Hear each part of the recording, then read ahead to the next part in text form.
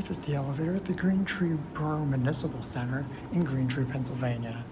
This is an early 2000s Otis hydraulic elevator.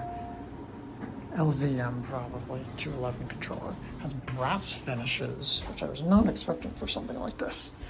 Municipal building. Go up to 2, here you go up.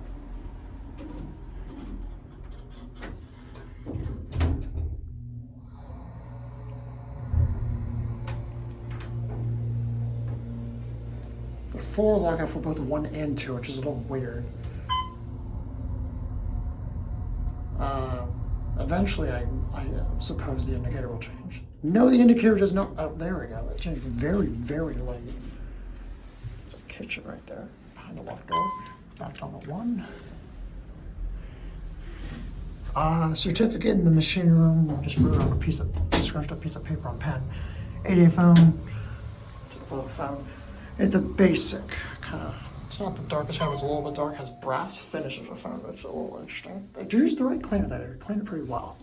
Has LED lights here back at 1.